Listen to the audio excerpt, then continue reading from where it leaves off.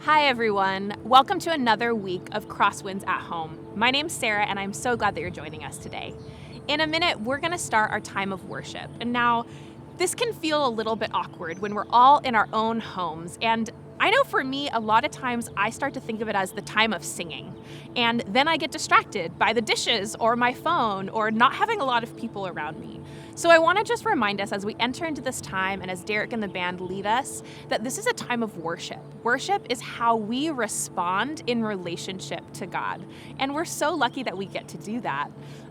Today we're going to learn a new song together, and it's about how God continues to be in control. That is exactly what I need in this time, is to be reminded that God is in control even when things are scary, even when there's darkness and there's things to worry about. We can continue to worship because He is fully in control. So would you stand up? Would you practice joining us together today as we worship?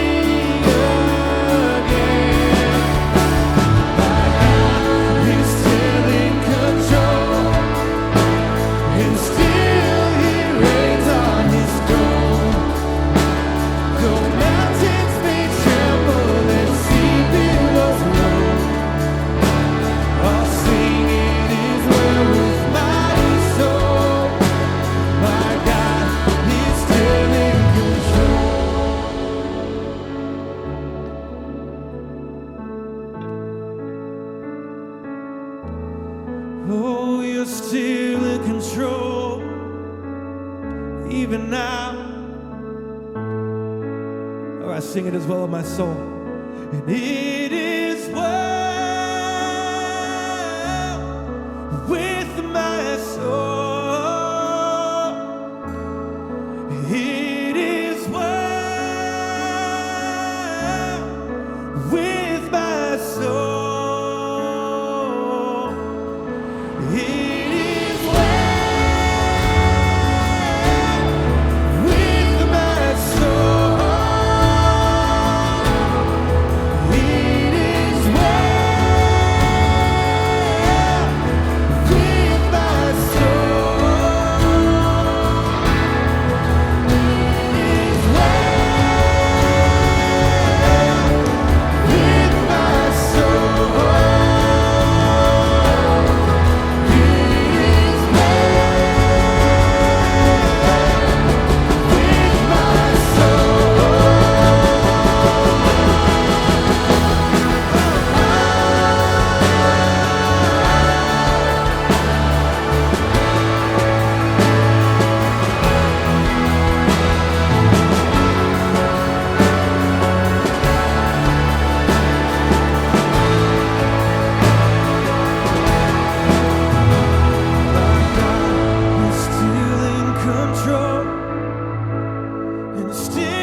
he reigns on his throne.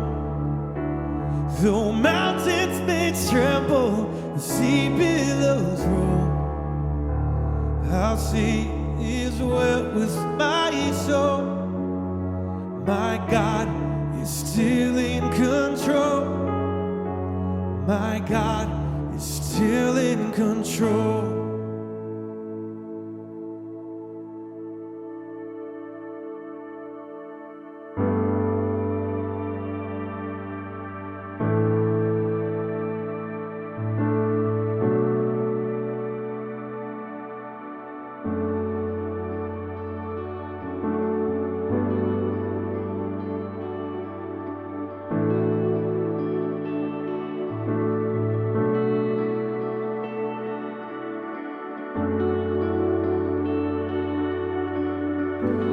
Let me listen to your melodies, beauty falling from eternity.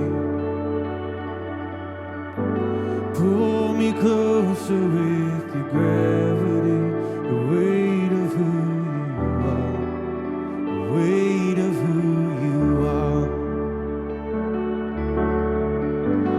Let me wander in the mystery, and I will marvel at your majesty. Take me out beyond what I can see, the reaches of your love, the reaches of your love. There's nothing that can change it. Your love, your love. There's no one that could tame it. This crazy love. Oh, what could separate us from your love, your love? This crazy love. Spoke it all into existence. Hold it all between your fingertips. Still your love, it is surrender. The reaches of your love, the reaches of your love. There's nothing that can change it. Your love, your love. There's no one that could tame it. This crazy love. Oh, what can separate us from your love, your love? This crazy love. And what can break addiction? Your love, your love. Oh, what can heal diseases? This crazy love. Oh, what can separate us from your love, your love? This crazy love.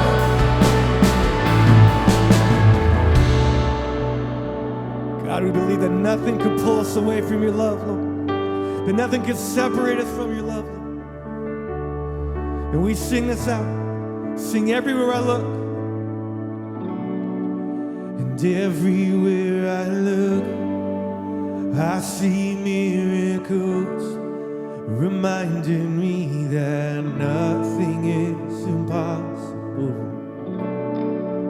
Everywhere I look, I see miracles, reminding me that nothing is impossible. Come on!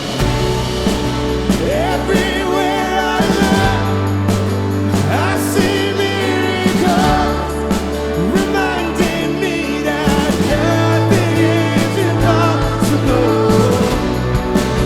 Everywhere I look, I see miracles, reminding me that nothing is impossible. There's nothing that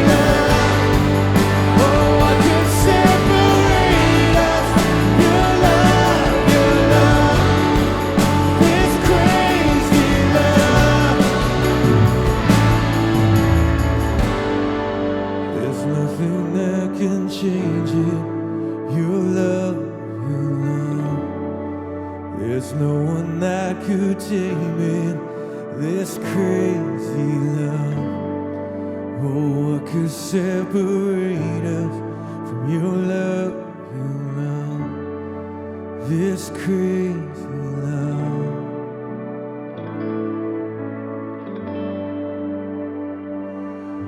Father, as we continue in this journey of learning to love like you've loved us,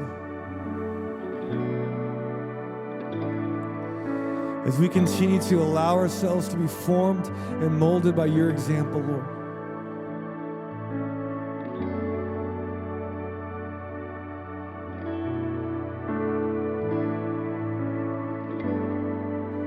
God, we cannot earn this love, but yet you give it to us freely, God.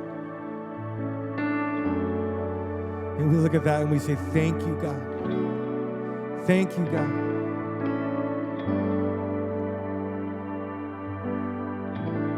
You are a good God and you love us. We love you. Amen.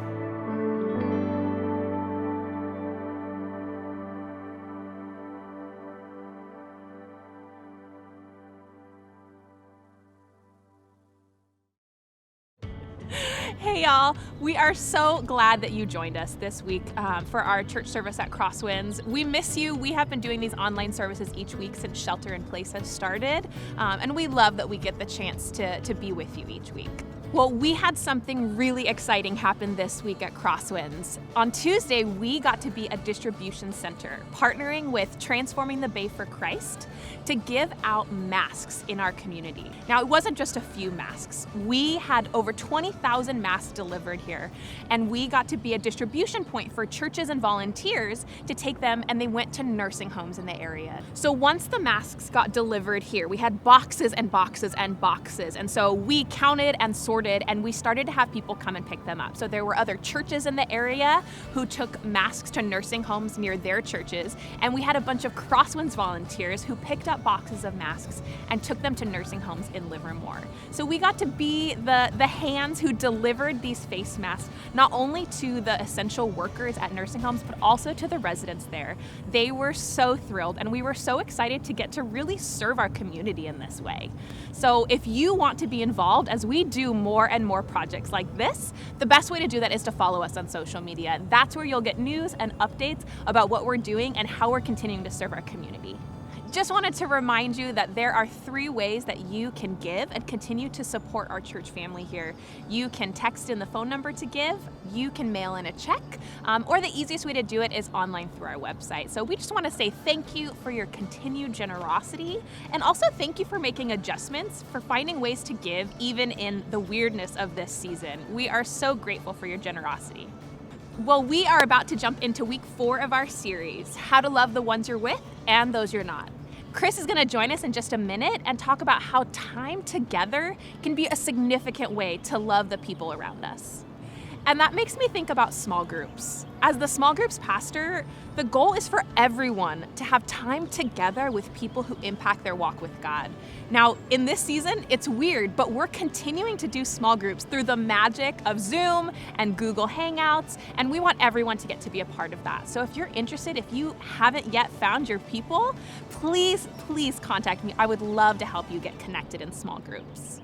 And as we're thinking about how to spend meaningful time with those we love, we reached out to a few of you to see what that time looks like these days.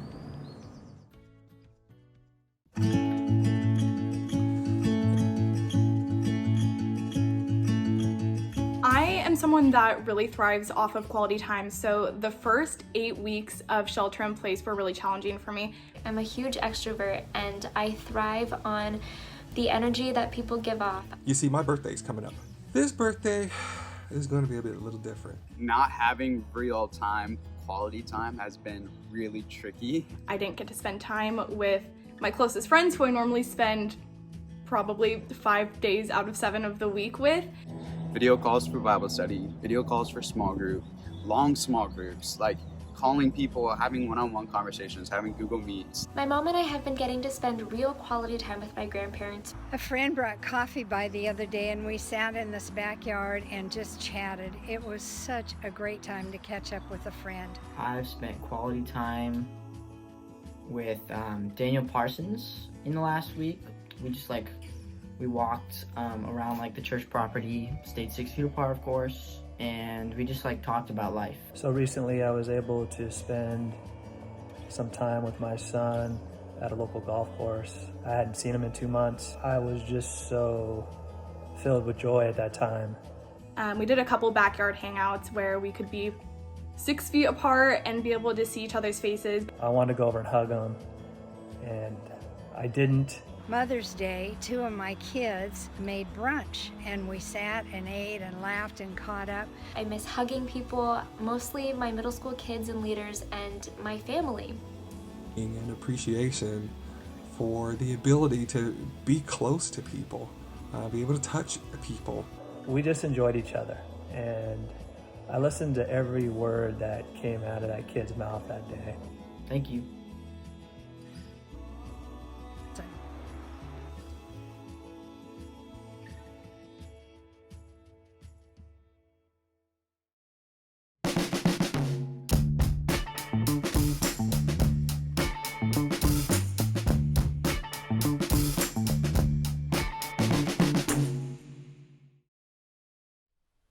Well, I want to open today reading a verse with you that is not in the main passage or passages that we're going to look at today, but I think this is the right way to kick this off. This is from Ephesians 5:15, 5:16. Here's what it says. Be very careful then how you live, not as unwise, but as wise, making the most of your time, because the days are evil. Be careful how you live. Make the most of your time. This passage says time matters. And I don't know if that passage has ever been more relevant than it is right now. Almost every one of you watching this has more time than usual right now. Even if you're an essential worker or your business is open, you're going in every day, or maybe you're somebody working from home every day, even then, it's still probably true that you've got at least a little bit more time because if you're like the rest of us, you have less going on, right? You have less errands to run and you have fewer Little League practices to taxi your kids around to. You have less time to put into making choices because the choices are being made for you. Like, where should we go out to eat tonight? Nowhere, again. It's very likely that in the midst of what's going on, you've got at least a little bit of time back. So, you've got it. How are you spending it? Let me ask you, are you making the most of your time? We're about 10 weeks into our shelter in place now, and can I tell you what I've noticed? Time with my family is way up. We have spent more time together than we have ever spent together, but the quality of that time has gone way down. Andrea and I used to have this thing that we've been doing the past 7 years where we would go to breakfast on Friday mornings. Fridays are our day off around Crosswinds. And Andrea and I would use Friday as a date day. We would drop the kids off at school, and then we'd start with breakfast at any number of restaurants around our local area. And sometimes our date would last 90 minutes, a nice slow breakfast. And sometimes it would last all day, or realistically until 3 when we'd have to pick the kids up. And in addition to these Friday morning things, we also had date nights every once in a while where we'd go out to dinner, we'd see a show, or we'd go to some event together. Well, all of that has been put on hold now, right? The past 10 weeks, our Friday breakfasts that are meant to be alone, they now involve our daughters sitting eating breakfast right next to us. Even if we try to stagger our eating, they're sitting at the table with headsets on, attending school on their computers. A date out of the house has turned into just going for a walk around the block together, at which point our kids who've been cooped up all day say, how come we're not invited? And so I said to Andrea last Sunday, I have never been more close to you and less close to you all at once. We've never had more time together and less time together than we have right now. We realized our entire relationship is based around going out and doing things, going out to eat and hanging out without the kids. We've had none of that in months. So we've done work around the house together. We've talked about church together. We've played games with the kids together and watched movies on the TV together, all utilitarian. We have had lots of regular time, but quality time has just not been easy to come by. And I would bet that a lot of you have had regular time, but not as much quality time as you would like. And Crosswinds, here's why this matters for us and why this matters for you. Because one of the ways that some people receive love best is through really good quality time spent with them. It's not through serving them, what we talked about a few weeks ago. Some people, that's what it is, but not this kind of person. These people will not feel love through words like some people do. I talked about that last week, but there are people in your life who best experience love from you when you spend quality time with them. And if they don't get that from you, they don't know how you feel about them. You have someone in your life where it is all about time together, quality time. I'll tell you, I'm somebody like this. I feel disconnected from people when we don't hang out. You can even see it in the way that I structure time with some of our staff. I have weekly meetings with the people that I manage here at Crosswinds, and when things get real busy around here or our schedules shift a little bit, we can't make our weekly one-on-one moments work. If we go a while without sitting down together for an hour, I find myself feeling disconnected from that person relationally. Yes, we've sent emails and texts and we've connected 5 minutes here or 10 minutes there, but if we have not sat down together for like an hour, I start worrying about our relationship, like there's an obstacle, like there's something wrong. I tell you that to say, you have people like me in your life who need quality time with you to know that they matter to you. And here's the thing, it is really easy for us to talk about this. But quality time is a much harder thing to do. And not just because of the shelter in place, but it's hard because we don't always know what goes into quality time. How do you make time quality time as opposed to just regular time together? Even if you mean for it to be quality, how do you ensure that it's going to turn out that way? Well, I want to show you from what we see Jesus do, 2 types of quality time that will help you learn how to do this with the people in your life. It's no surprise Jesus did this with the people in his life. So I want to show you in the Bible these 2 different types that we see. But first, I want to give you something else we see that Jesus does while he's doing those 2 things that makes those 2 things work. In other words, you could do the 2 things I'm going to tell you about all day long, but if you don't do it with this piece of the puzzle happening, it won't be quality time. And my hope is, as we go through this stuff today, you can analyze whether you're making the most of your time by doing these things. So again, first, let me tell you the thing that Jesus does while doing the 2 types of quality time I'm going to show you in a minute. And actually, where we see this is in the story about Jesus meeting a woman at a well. It's found in John 4. The story goes that a woman who's basically an outcast goes to this well to draw water. And she goes at a time of the day where she can be sure that no one else is going to be there. And Jesus times his visit to the well for this moment where his disciples had gone away into the city to buy food.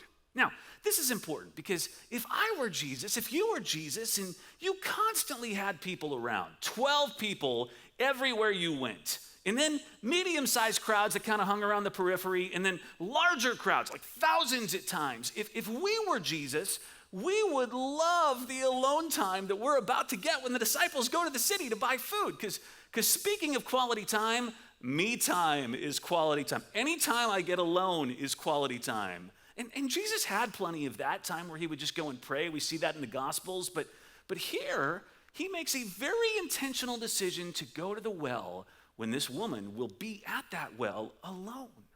And he says to her, "Give me a drink." And she says, "How is it that you, a Jewish man, are asking me, a Samaritan woman, to give you a drink?" Because Jewish people didn't want to have anything to do with Samaritans. And Jesus said back to her, "If you knew who I am that just asked you for a drink, you would have asked me for a drink, and I would give you living water." Now, this goes back and forth a bunch of times, and they end up talking about living water and what it means to worship in spirit and in truth, and they ended up talking about her life. They talked about her previous marriage, and the one before that, and the one before that, and the one before that, and one more before that, and they talked about the guy that she was currently with. And then they end up talking about the Messiah coming, and Jesus reveals to her, he tells her, "I am the Messiah, I am Christ, I am here." And just then, the disciples come in with the food and they ruin everything. But it's okay because the woman leaves the well and runs to town and she tells everyone, Christ has come, he is here. Now, no doubt this is quality time, but what did Jesus do? What did he do that made it so good? He did this one thing that has to happen in the two types of quality time that I'm about to give you. And here's the one thing. He gave her focused attention. If you are going to have quality time with another person, you must focus your attention on them. Can I tell you, this time the woman at the well has with Jesus is one of the longest one-on-one moments with Jesus that we see in the Gospels. This thing spans 22 verses. It is incredibly detailed in terms of what was said. And what you see Jesus do here is not preach a sermon or tell a parable or make a singular, profound, pithy remark and then move on to the next person. We see Jesus hang out for a long time and give focused attention.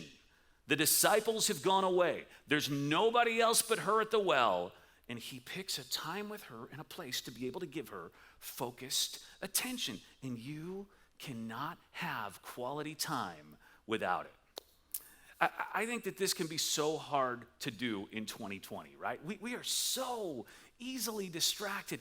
There is so much happening that can draw our attention away at any moment. I'm not a great multitasker by any means, but there are some things that I can do two at a time, two things at once. Like, I can watch TV and read the news. Last weekend, I was watching golf. It was actually live golf on TV again. And as I watched it, I read the news on my tablet. But here's the thing. While I do both of those at the same time, I cannot do a third thing, which is listen to someone try to tell me something. I cannot do three. In fact, it irritates me when somebody tries to add a third thing in while I'm already trying to do two things because I can only do two things, not three. Are you with me? Does that resonate with some of you? But here is the deal. In this day and age, we're always doing two things. You are never just cooking in your kitchen. You're cooking while you're listening to music. This last weekend, I was fixing the igniter on my grill while I was listening to a podcast. Monday, when I sat down to outline this message that you're listening to right now, I had the Zach Brown Band playing in the background. No problem, two things. I can listen to music, sing along while I'm studying these Bible passages. But then Matt Van Gent, our executive pastor, texted me about an agenda item for a telemeeting we had with our pastoral staff later that day, and boom, three things happening at once. Something broke down. I could not handle it all. There's never just one thing we're doing anymore. And if we're going to have quality time, before I tell you the types of quality time or what it looks like to go have that with the people you care about, I've got to tell you, it will not work if you don't figure out a way to give focused attention. If you don't put your phone away when you're hanging out with someone, if you don't turn the TV off, if you don't shut down the part of your brain that is thinking about what you're going to go do next once you're done giving focused attention. Because remember, I'm going to give you two types of things that Jesus does to ensure quality time. But if you try to do these things without focused attention, it will not be quality time. It will just be regular. All right, turn to the person next to you, say focused attention. Go. If there's no one next to you, just say it to me. You have got to focus your attention. All right. Here's the two types of things that Jesus does to make the most of his time with people. The first one, Mark 4. So Jesus would often teach to these big crowds by lakes. The reason being is that Jesus could get into a boat and he'd go out a little bit into the water to get some distance to speak from. And in lakes, there's usually a slope down to a lake, right? And in lakes, there's like a natural line for everybody to stop and have a seat, the water line. So in Mark 4, Jesus is doing this, and the people are sitting at the water's edge, and he tells them this parable about a sower and some seeds. And I am not going to read you the parable, because the point today is not the parable of the sower and the seeds. But what I do want to show you is verse 9. Jesus closes this parable, which is kind of cryptic and hard to understand, with this statement. Then Jesus said, "Whoever has ears to hear, let them hear." Well, the disciples who always thought that they had ears to hear, they don't understand the parable. And so they wait for everyone to leave and they say, Jesus, can you explain that parable of the sower and the seed? You kind of lost us. And so Jesus explains it. Now, this chapter has Jesus telling 3 more parables, one about a lamp on a stand and 2 more about seeds. There are 3 stories about seeds in John 4, but he's talking to former fishermen and tax collectors, not a single farmer among them. And so here's what it says at the end of those next 3 stories. This is verse 34. He did not say anything to them without using a parable, but when he was alone with his own disciples, look at this, he explained everything. See, what Jesus would do is when he was done teaching, he would pull his disciples aside and he would fill them in. He would have deeper conversation. And get this, here it comes. Here's the first type of quality time. He would engage his disciples in certain things that he did not engage everyone else in. He would have conversations with them where he would reveal things that he would not reveal to just anyone. And what I want you to see is that one of the things that you can do to have quality time, not just regular time with a person that you want to have experience love from you, is revelatory conversation. Revelatory conversation. Say it with me. Revelatory conversation. Quality time involves quality conversation, but here's what we see with Jesus. What makes quality conversation is someone revealing something about themselves, who they are, what they're feeling. That's what Jesus does here after these parables with his disciples, and it's what he did with the woman at the well. Last year, I had a chance to spend a lot of time with a good friend over a week, just kind of extended time that we got together. And let me just say, I am sorry in advance for the cryptic nature of this illustration, but just mentally and emotionally, there was something that was going on with me that I could not talk about with him because it related to something that wouldn't be appropriate or right to talk about with this friend. Do you ever have like information you can't share and it's the kind of thing that is eating you up, but you just know you got to do the right thing and you can't say anything, you just have to move on? So that was happening while I was having a ton of time with this friend. And what I noticed was at the end of our lots of time together, what I noticed was that very little of it felt like real quality time because we could not talk. I mean, we talked, but we talked sports and we talked work and we played tennis and we had fun, but because I could not be self-revelatory, it was not what it could have been. All right, on the contrary, there are times where I get an hour with someone. An hour, that is it. That's all we get. But the conversation is so self-revelatory that it is of an incredible quality and it hits you in that moment. It's not always about the amount of conversation you have with someone. It's about the quality of it. The point is, revelatory conversation is what makes time quality time. And if you want to do this with people who need love expressed this way, plan on showing love through your conversations where you listen and reveal. Now, here's the thing. You can't control whether somebody else reveals themselves, right? But what you do have control over is your ability to reveal. We make time quality time by revealing ourselves. And when you do this, actually, you're setting the stage for the other person to reveal as well. And as they do, and you accept them after they've revealed, they feel loved. All right, this is the connection between time, conversation, and loving someone. All right. I said that there were 2 different things that Jesus did, and he did them both with focused attention, right? That's really important, focused attention. The first, revelatory conversation. Let me share with you the second. The second is meaningful activity. Meaningful activity. Some of you have people in your life who need love expressed through time with them, but it's with a person who doesn't like to talk. Now, just get that for a second. How complicated is that? You got a person who needs time with you, and if you're a person like me, you think, great, we'll just sit and talk. And then when you do, it's like pulling teeth to get them to say anything. Maybe you're a mom with a 15-year-old son who will not talk with you about stuff. All right, here's the good news. With some people, quality time doesn't have to be conversation. It can be meaningful activity. In Luke 5, we see Jesus go fishing with his disciples. Now, it does not record what they talk about while they fish. It does record a miraculous catch. But the story ends with the guys that he fished with leaving their careers and becoming disciples, following him. I know that you can't take someone fishing and guarantee a miraculous catch, but I don't know that it's just about all the fish that they caught with Jesus that made them leave their careers. I think it was about focused attention on these people while doing an activity. As he got closer to his death, Jesus held a Last Supper. Now, just think about that.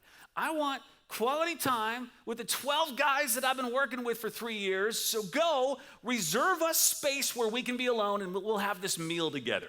That is meaningful activity. By the way, after they ate, what did he do? He washed their feet. I won't go into what makes that so special right now, but Jesus gives them this memorable experience of the way he serves them. Meaningful activity. In John 21, the disciples are out fishing in a boat.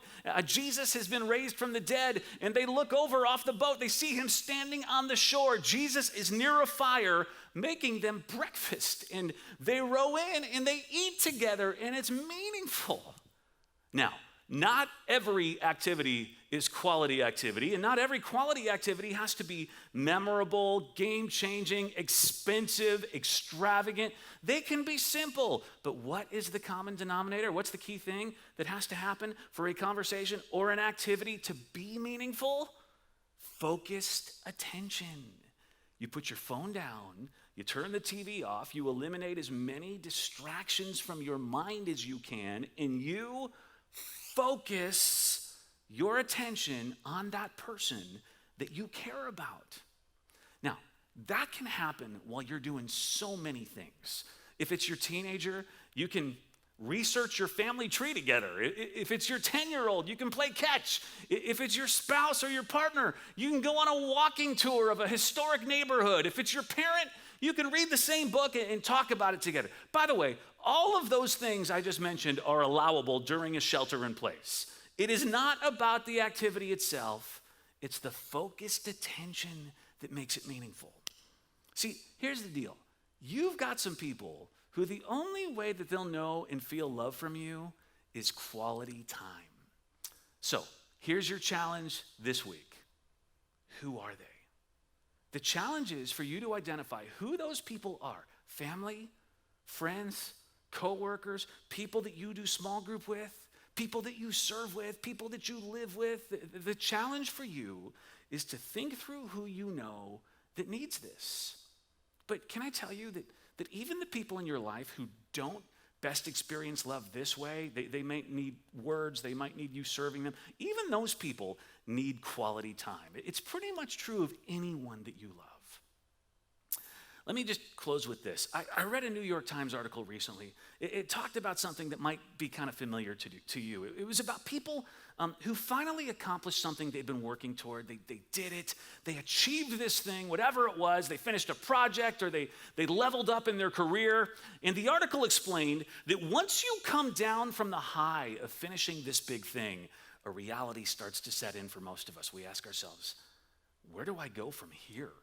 Okay. In fact, one psychologist named this thing that happens in us, and here's what he called it: the arrival fallacy. The idea that once I reach my goal, I'll have achieved happiness and it will last. By the way, this is why so many of us push our kids to be successful in school, in sports, in student government, because we think it will lead them to being successful and happy. But guess what happens? They become adults and they find themselves not able to sustain that happiness through those things. And then they end up feeling as if something is inherently broken in them. Okay, well, this article went on to quote a social psychologist who studied this. And here's what he said. The number one predictor of happiness is the quality time we spend with people we care about and who care about us. The number one predictor of happiness is the quality time we spend with people we care about and those who care about us. How is your happiness? The happiness of those around you. You can solve that just by starting to give quality time. And right now, even though it's never been harder, in some ways, it's never been easier to do this with those you love that you're with, and even those you're not.